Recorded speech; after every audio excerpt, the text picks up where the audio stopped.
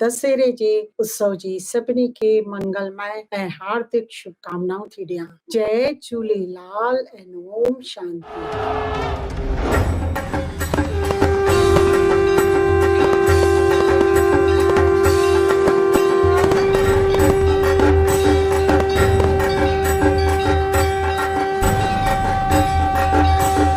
अहंकार में टेई विया धन वैभव ऐं वंश न मञियो त ॾिसी वठो रावण कौरव ऐं कंस। 9 ॾींहंनि खां असां डिविनिटी जो हवन पिया करियूं। डिविनिटी ऐं शक्तियुनि खे इमर्ज करण जे लाइ असां पंहिंजो सात्विक जीवन, हिकु नई सोच जो तरीक़ो, हिकु नयो जीवन जीअण जो तरीक़ो जागरण, इहो सभु असां कंदा आहियूं। इहे सिर्फ़ 9 ॾींहं न, पर पंहिंजी जीवन जीअण जो तरीक़ो आहे। ही 9 ॾींहं हिकु रिमाइंडर, वार्निंग, अलाराम आहे। माना 8 ॾींहं देवियुनि जा आहिनि त अलाराम वॼो के जीवन कीअं बदिलियूं, जीवन जीअण जो तरीक़ो बदिलियूं, अज्ञान जी निंड मां जागूं, सात्विकता खे जीवन में अपनायूं। हाणे अलार्म में बि 2 ऑप्शन आहिनि। छा असां अलार्म जी ट्यून ॿुधी उनखे बंदि करियूं या अॻियां निंड मां जाॻियूं?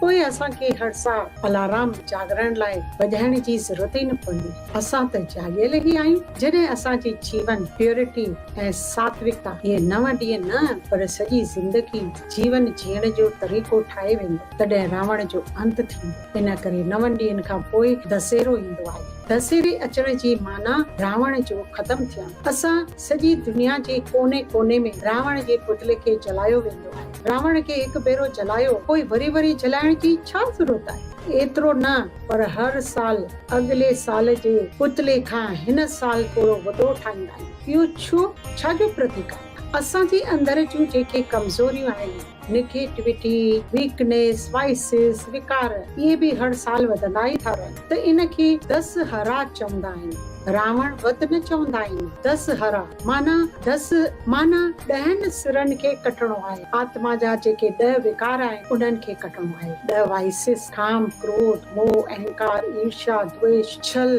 हठ, आलस्य, 10 विकार, इहे असांजा 10 सिर आहिनि। इन 10 सिरनि खे असांखे ख़तम करणो आहे। जॾहिं असां डिविनिटी खे इन्वोक कंदा आहियूं, पंहिंजो पावर खे इन्वोक कंदासीं, तॾहिं ही 10 सिर ख़तम थी वेंदा। इहो ई दशहरे जो प्रतीक आहे। हाणे छा ॾेखारींदा आहियूं कि रावण जे हिकु सिर खे कटींदा त थोरी देरि में खां पोइ वरी हिकु ॿियो 9 सिर ठही जुड़जी वेंदो आहे। इहो असांखे छा थो सेखारे कि हिकु वाइस थी कमु नथो करे सघिजे। सभिनी विकारनि जो मूल रूट आहे बॉडी कॉन्शियसनेस। इन करे रावण जी नाभि तुन ते तीर मारियो वियो, तॾहिं ही 5 ई सिर किरी पिया ऐं रावण ख़तम थी वियो। त असांखे बि हिकु कमज़ोरी ते डपु, जेलसी, हर्ट, गुस्सो ख़तम न करणो आहे। इहे त एतिरा आहिनि जो इन्हनि खे ॾिसंदे बि डपु लॻंदो कि एतिरनि विकारनि खे असां कीअं ख़तम करियूं। त एतिरनि सभिनी वाइसिसनि खे ख़तम कीअं कंदासीं? उन्हनि ते गॾु कमु न करणो आहे। बॉडी कॉन्शियस खे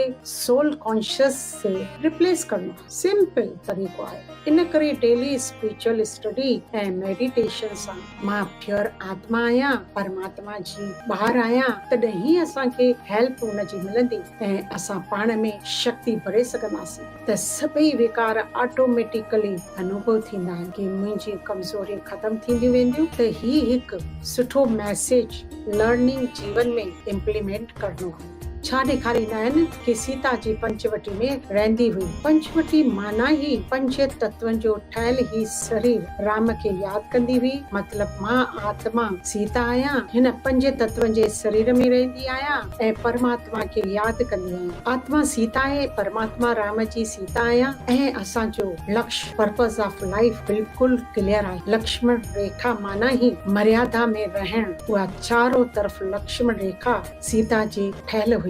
जेसि ताईं सीता मर्यादा जे लकीर जे अंदर हुई, माना पर्पस ऑफ लाइफ, वैल्यूज, मर्यादाऊं पकड़े रखियूं हुयूं, तेसि ताईं सीता सुरक्षित हुई। पर पोइ रावण पंहिंजो रूप बदिले हिकु सुंदर हिरन जे रूप में, जो हुन जा 5 सिर विकार ॾिसण में ई न, उहा अट्रैक्शन में सीता पंहिंजी मर्यादनि जी लाइन क्रॉस कई। अगरि सीता पंहिंजे लाइन में अंदर ई बीठी हुजे हा त रावण केतिरो बि बलवान हुजे, उनखे खणी न थे सघो। इहा असांखे पंहिंजे जीवन जी प्रतिज्ञा जे रूप में समझण घुर्जे त मर्यादा आहे वेस ऑफ लिविंग, घर जी, परिवार जी, देश जी, आत्मा जी मर्यादाऊं असांजी प्रोटेक्शन आहिनि। जेसिताईं असां इन मर्यादाउनि जे प्रोटेक्शन जे अंदरि रहंदासीं तेसिताईं रावण से जीवन ॿाहिरि ई बीठो रहंदो। रावण पकड़े न सघंदो, रावण असांजी लकीर जे अंदरि अची बि न सघंदो। पर जॾहिं असां पंहिंजी मर्यादाउनि जी लकीर खे क्रॉस करे पोइ त रावण त असांखे वठी वेंदो। पर उहो रावण उन 5 सिरनि जे रूप में त ॾिसण में ई नथो अचे असांखे बि, त उन जो रूप आकर्षण जे रूप में ॾिसण में थो अचे। अॼु असां पंहिंजनि डिस्ट्रैक्शन खे ॾिसूं, जेको असां ॿुधूं था, पढ़ूं था, ॾिसूं था, चाहियूं था, करियूं था।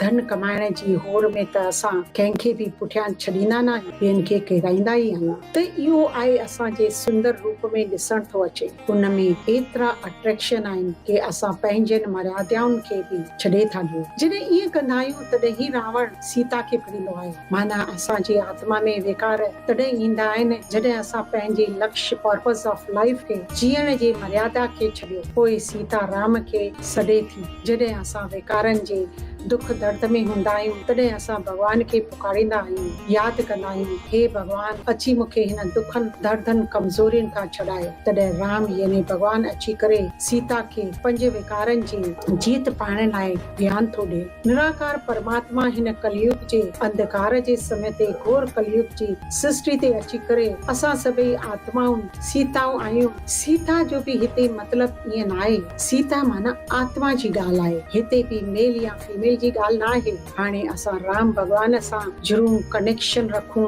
उन खां सवाइ त रावण जी जेल कैद मां आज़ाद नथा थी सघूं। त भॻवान अची सीता खे ज्ञान ॾेई, प्यार ॾेई, शक्ति ॾेई उन रावण जी जेल मां आज़ाद थो करे। हाणे अॼु खां वठी इन 9 ॾींहंनि जे धारणा सां असां पंहिंजो जीवन जीअण जो तरीक़ो ठाहींदासीं, सात्विकता रखंदासीं, विकारनि खां जागृत रहंदासीं ऐं जीवन में प्योरिटी, ज्ञान ऐं योग जी धारणा, परमात्मा सां कनेक्शन, पर्पस ऑफ लाइफ तमामु क्लियर मन में रखणो आहे। लक्ष्य बिल्कुलु स्पष्ट आहे ऐं मर्यादाउनि जी लकीर जे अंदरि संयम, नियम, डिसिप्लिन इहो असांजी लाइन जंहिंखे असांखे कॾहिं बि क्रॉस न करणो आहे। परमात्मा जो ज्ञान स्टडी करे 8 पावरनि खे इमर्ज करे 10 सिरनि खे ख़तमु कंदासीं।